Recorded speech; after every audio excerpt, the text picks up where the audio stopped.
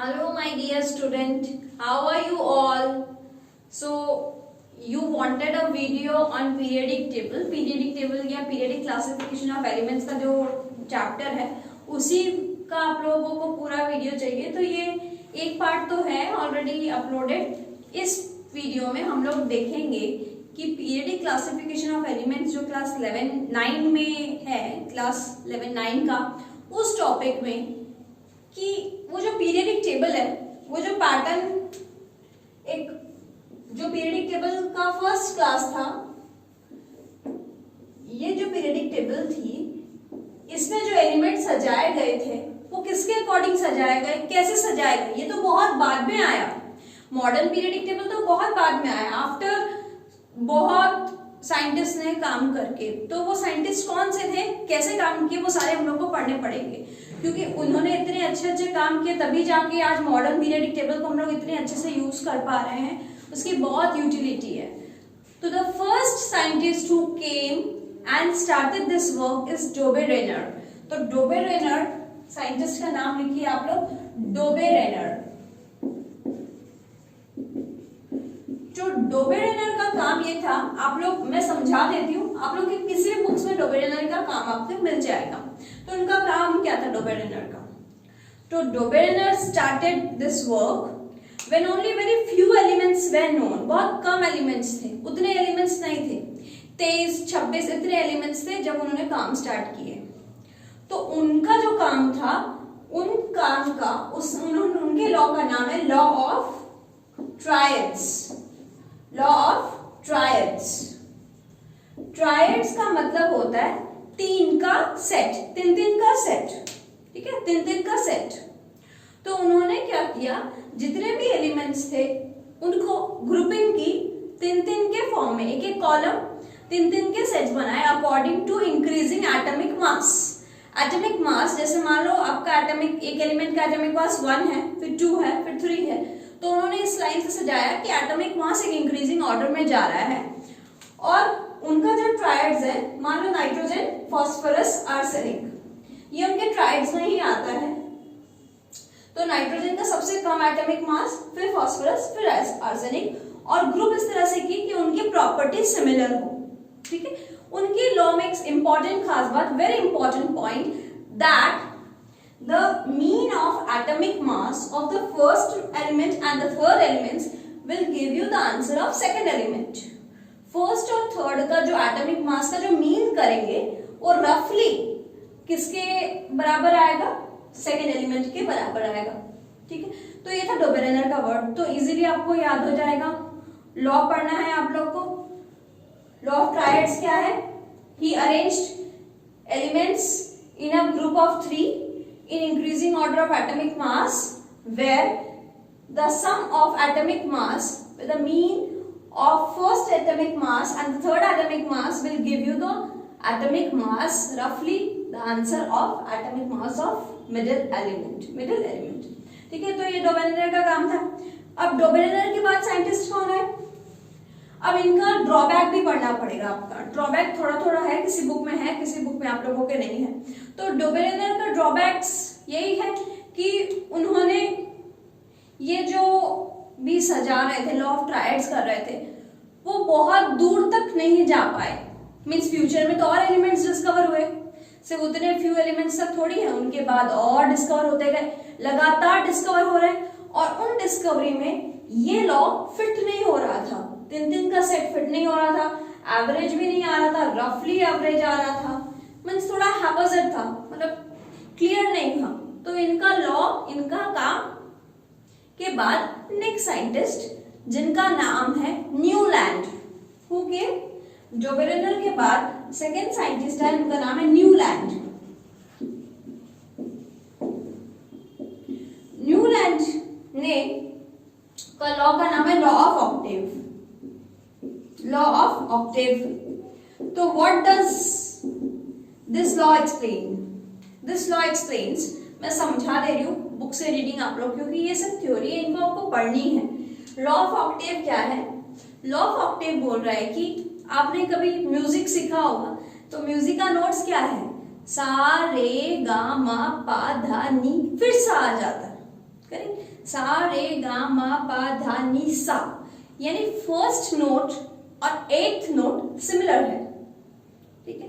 तो यहाँ पे भी बोल रहा है कि अगर हम लोग एलिमेंट्स को सजाएंगे 1 2 3 4 5 6 7 8, तो the first and the eighth element become similar, second and ninth will become similar. That means हर एक पहले के साथ उसका आठवां एलिमेंट का प्रॉपर्टी सिमिलर होता जाएगा। इसका देखिए 1 2 3 4 5 6 1 2 3 4 5 6 7 8, इसके साथ आठवां एलिमेंट सिमिलर हो रहा है।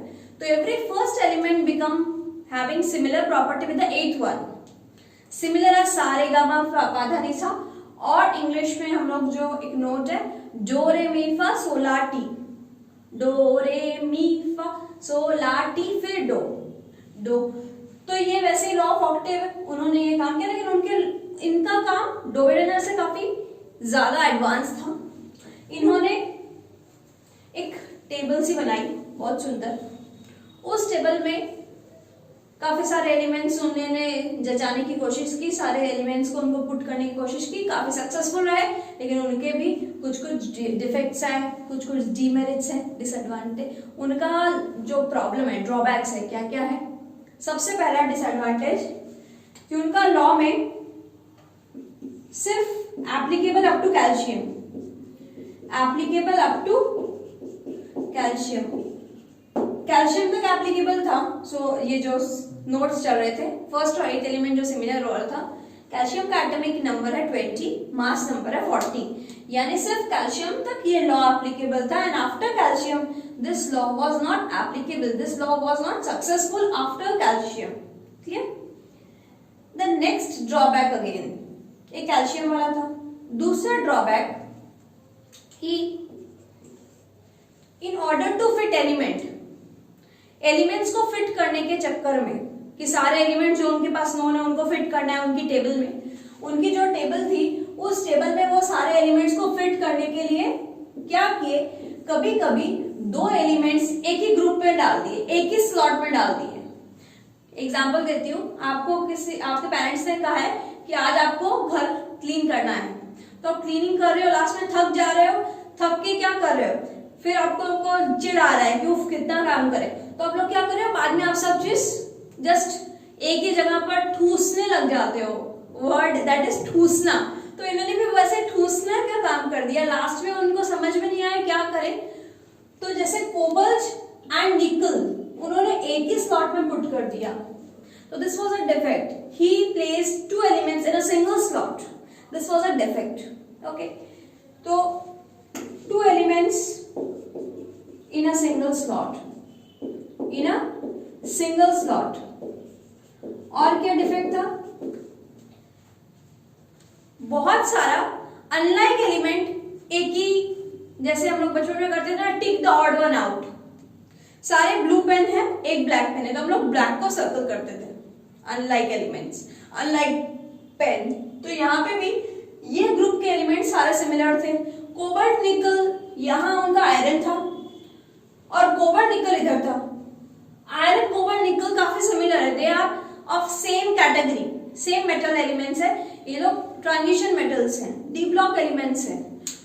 तो इन एलिमेंट्स को काफी दूर रख दिया, तो ये डिफेक्ट हुई। तो उनकी डिफेक्ट्स में क्या क्या प्रॉब्लम हुई, पहला कैल्शियम तक एप्लीकेबल था, दूसरा सिंगल स्लॉट में सारे एलिमेंट्स को रख दिए, तीसरा unlike elements in same notes में रख दिए, चौथा वेरी इंपॉर्टेंट, उन्होंने ये प्रिडिक्ट नहीं किया कि अरे फ्यूचर में भी तो एलिमेंट्स डिस्कवर होंगे, तो जो फ्यूचर में एलिमेंट्स हैं उनको कुछ स्लॉट्स छोड़ने चाहिए थे कि वो ऐसे शायद डिस्कवर हो सकता है, तो कुछ तो गैपिंग रखेंगे, कुछ स्पेस रखेंगे।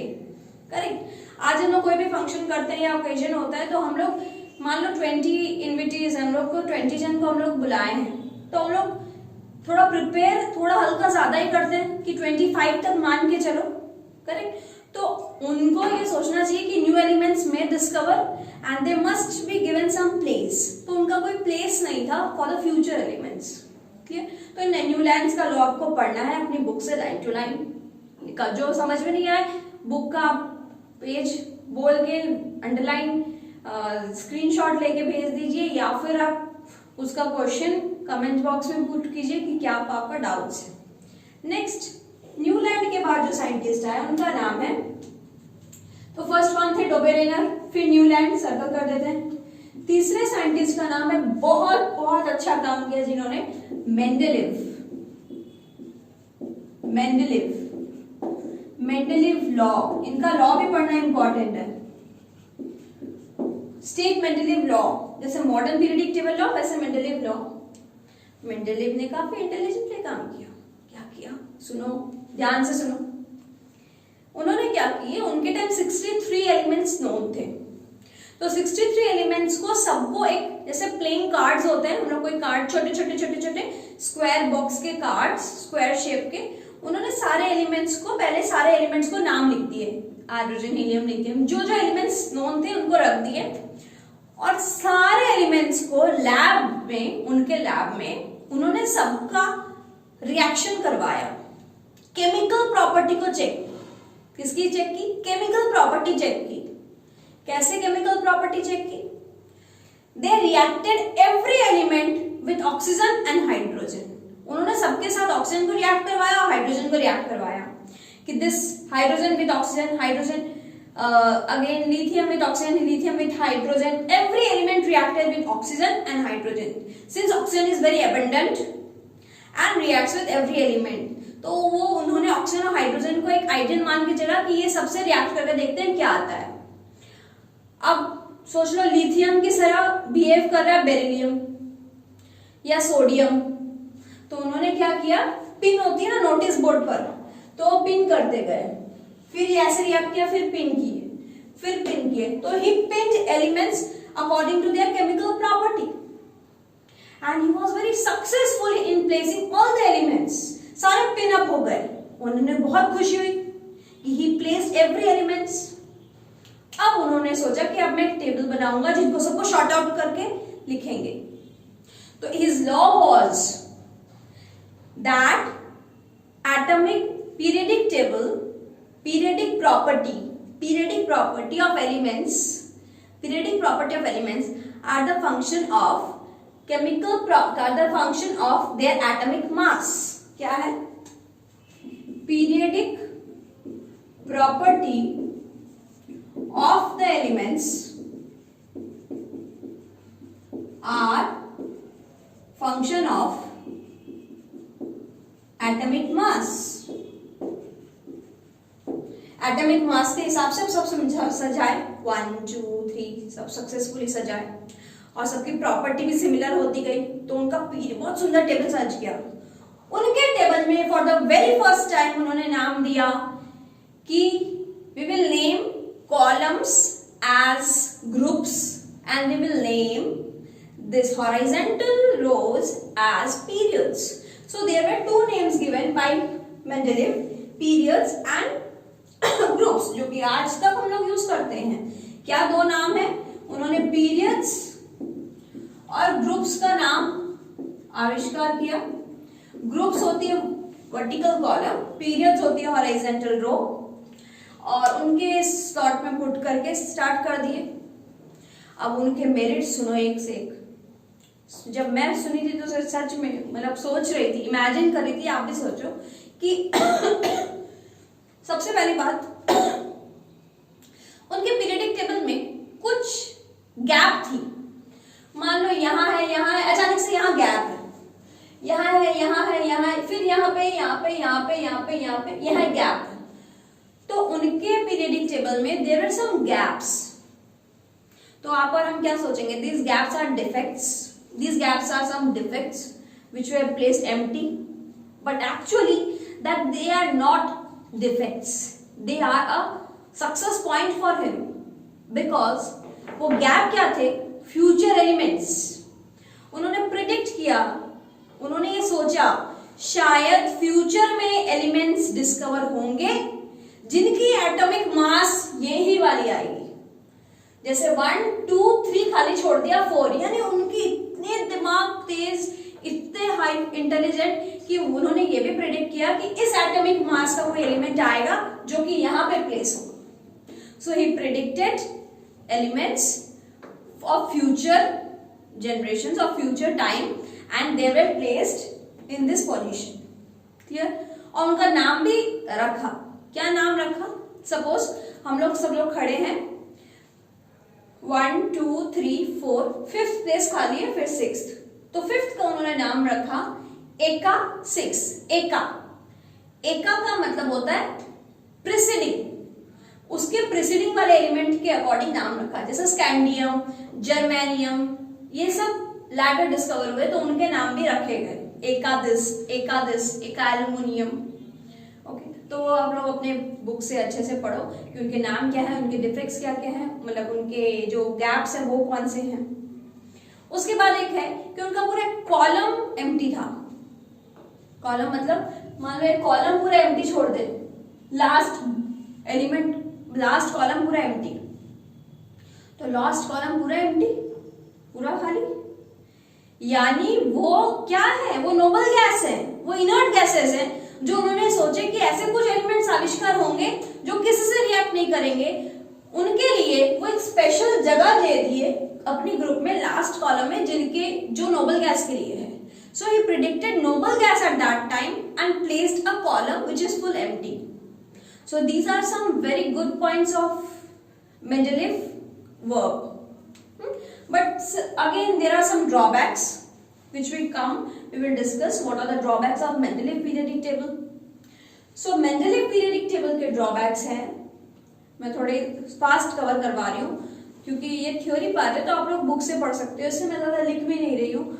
ठीक है, तो मेंडलीव के ड्रॉबैक क्या है? मेंडलीव का ड्रॉबैक पहला, फर्स्ट ड्रॉबैक कि छोटा सा एलिमेंट हाइड्रोजन, छोटा सा एलिमेंट है ना हाइड्रोजन अपना एक, वो एक कंट्रोवर्सी था उनके लिए, बहुत बड़ा एक पोजीशन, मतलब उनको पोजीशन नहीं दे पाया.